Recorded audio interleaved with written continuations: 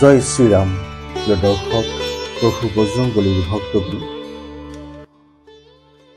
सब सुख राहे तुम्हारी सरना, तुम रक्षक काहू को डरना।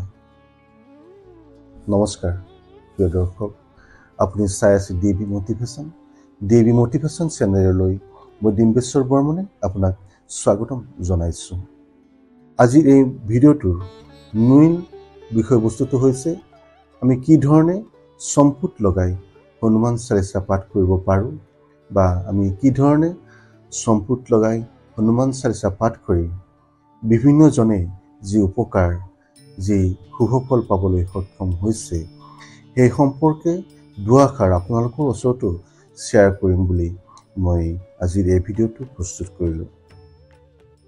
আশা ৰাখিছোঁ আপোনালোকে এই ভিডিঅ'টোৰ পৰা অকণমান হ'লেও উপকৃত হ'ব, আৰু যদি আপোনালোকে এই ভিডিঅ'টোৰ পৰা অকণমান হ'লেও উপকৃত হয় বুলি আপোনালোকে ভাবে, তেতিয়াহ'লে এই ভিডিঅ'টো আন এজনকো আপোনাৰ শ্বেয়াৰ কৰি দি এই কথাখিনি জনাৰ সুবিধাকণ কৰি দিব বুলি আপোনাৰ ওচৰত অনুৰোধ জনাইছোঁ।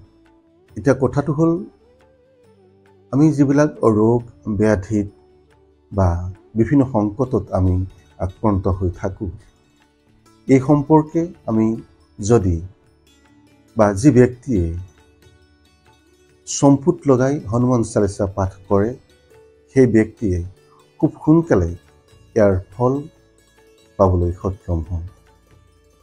এতিয়া ধৰা হওক, আপোনালোকে হয়তো কিছুমান মানুহে হয়তো জানে বা কিছু মানুহে হয়তো নাজানিব পাৰে যে কেনেকৈ সম্পুট লগাই হনুমান চালিচা পাঠ কৰিব লাগে, বা কেনেকৈ কি পদ্ধতিৰে হনুমান চালিচা সম্পুট লগায়।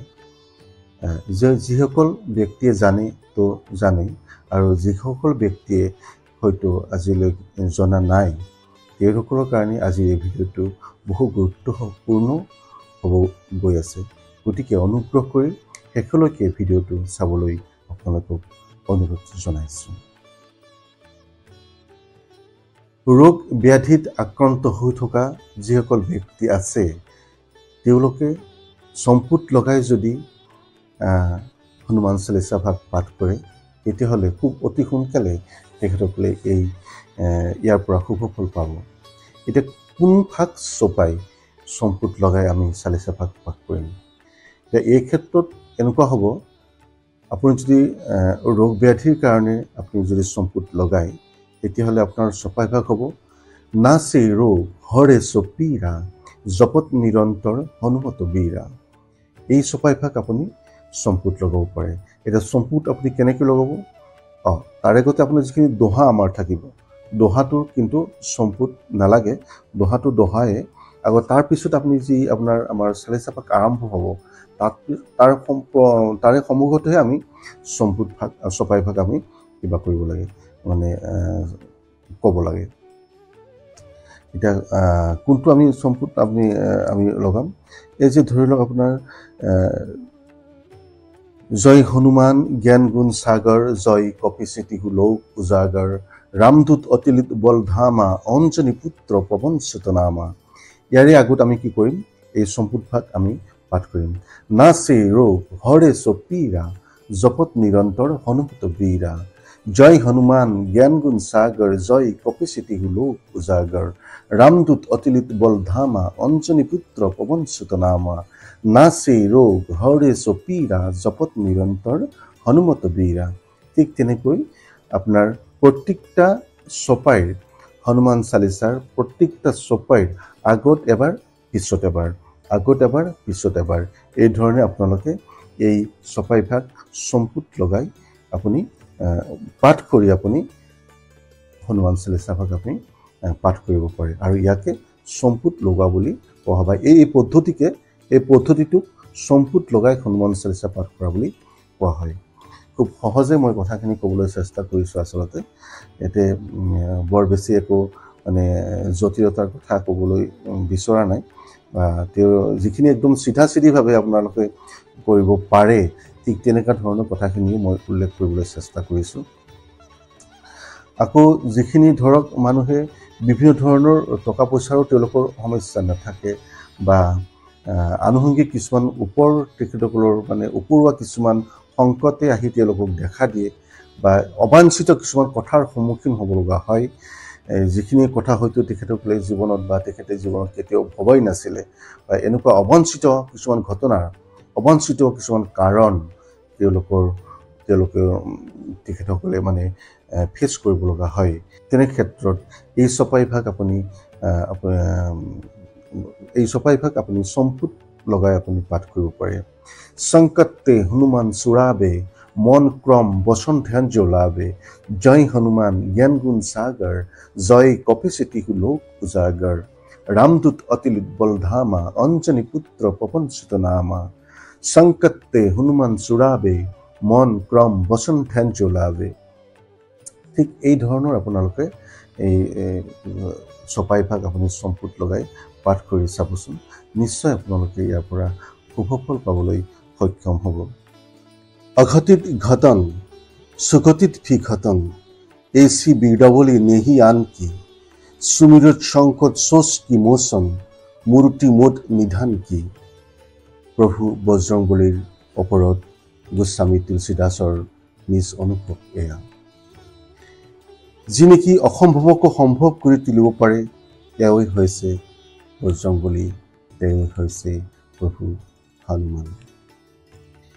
ৰোগ ব্যাধি, আৰ্থিক সংকট, আৰ্থিক অনাটনত যিসকল ব্যক্তিয়ে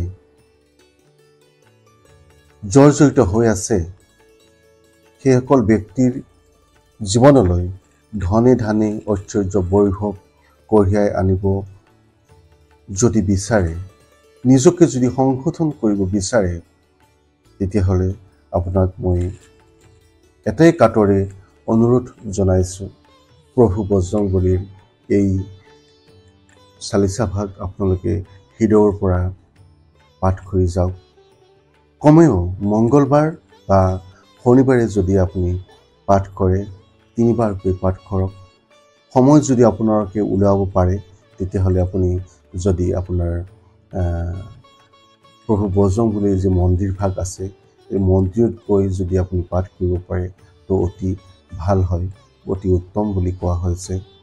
যদি কিবা কাৰণত আপোনালোকে যাবও নোৱাৰে, তেতিয়াহ'লে নিজৰ গৃহতে প্ৰভুৰ শ্ৰী হনুমানৰ থাপনা ভাগ স্থাপন কৰি প্ৰভুৰ চালিচাভাগ পাঠ কৰক, নিশ্চয় আপোনালোকে উপকৃত হ'ব।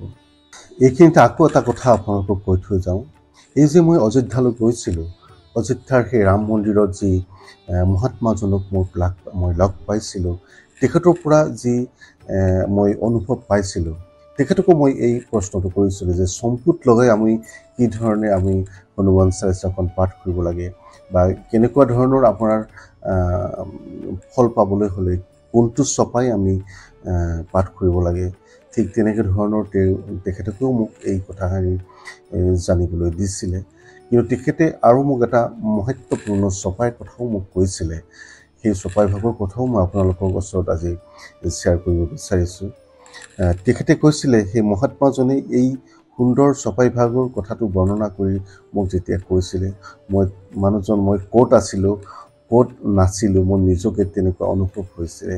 ইমান সুন্দৰ ব্যাখ্যা তেখেতে মোক কৰিছিলে, সঁচাই আচলতে মই নিজে বহুত অভিভূত হৈছিলোঁ তেখেতৰ ওচৰত। মহাত্মাজনে মোক কৈছিলে, কিষ্কিন্ধা পাঠৰ এই যে চপাইটো আছে, জামন্তজীক হনুমন্তজীক কৈছিল, পৱন তনয় বল পৱন সমানা, বুদ্ধি বিবেক বিজ্ঞান নিধানা, কমন সুকাজ কঠিন জগ মাহি, যো নেহি পাৱে তেতে তুম পাহি। মই আকৌ এবাৰ কৈছোঁ, পৱন তনয় বল পৱন সমানা, বুদ্ধি বিবেক বিজ্ঞান নিধানা, কমন সুকাজ কঠিন জগ মাহি, যো নেহি হয়ে তাতে তুম পাহি। যে তুলসীদাসৰ এই যি নিজ অনুভৱ, এই অনুভৱ প্ৰত্যেকে যদি আমি হৃদয়ত ল'ব পাৰোঁ, প্ৰত্যেকে যদি আমি এই চপাইৰ লিখিত যিবিলাক কথা আমি যদি হৃদয়ংগম কৰি তুলিব পাৰোঁ, ল'ব পাৰোঁ, তেতিয়াহ'লে কোনোজন ব্যক্তিয়ে কোনোদিনেই বিপদ আপদ ৰোগ আক্ৰান্তৰ পৰা পৰিত্ৰাণ পাবলৈ সক্ষম যি হ'ব, ইয়াৰ সাক্ষী আছে কোন? সাক্ষী গৌৰীচা। চালিচা ভাগত প্ৰত্যেকেই হয়তো আপোনালোকে জানিছে বা যিবোৰ প্ৰভু বজৰংবলীৰ ভক্তগণ আছে, হনুমান চালিচা সম্পৰ্কে তেখেতসকলৰ ওচৰত হয়তো মই বৰ বিশেষ একোৱেই ক'ব লগা নহয়, য'ত নেকি লিখা আছে যো পঢ়ে হনুমান চালিচা হয় সিদ্ধি সাক্ষী গৌৰীচা। গতিকে এই কথাখিনি আমাৰ যদি আমি হৃদয়ত আপুনি লওঁ, আমি হৃদয়ত লৈ কথাভাগ আমি যদি নিজকে আশা আৰু বিশ্বাস ৰাখি প্ৰভুৰ চৰণত অৱগত কৰি পাঠ কৰি যাওঁ, নিশ্চয় আমাৰ সকলো দিশৰ পৰা আমি শুভফল লাভ কৰিবলৈ সক্ষম হ'ম। আৰু প্ৰিয় দৰ্শক, এইখিনিতে মই আপোনালোকক আকৌ এটা কথা কৈ থৈ দিওঁ।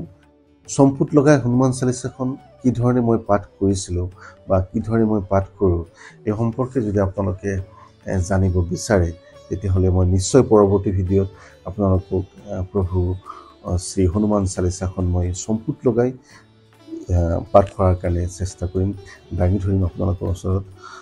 আশা কৰোঁ আপোনালোকে আজিৰ এই ভিডিঅ'টোৰ পৰা কিছু হ'লেও জানিব পাৰিলে। মই বহুত একো নাজানো যদিও যিখিনিকে জানিছোঁ সেইখিনিকে ভিডিঅ' আকাৰে আপোনালোকৰ ওচৰত দাঙি ধৰিবলৈ চেষ্টা কৰিলোঁ। ইয়াতে বহুত ভুল হ'ব পাৰে মোৰ, সকলো ভুলৰ মাৰ্জনা কৰি প্ৰভু ভগৱন্তৰ শ্ৰীচৰণত নিজকে অৰ্পণ কৰি প্ৰভু বজৰংবলীৰ শ্ৰীচৰণত নিজকে ৰাখি আজিলৈ এই ভিডিঅ'টোৰ পৰা বিদায় মাগিছোঁ। জয় শ্ৰীৰাম, জয় বজৰংবলী, জয় হনুমান।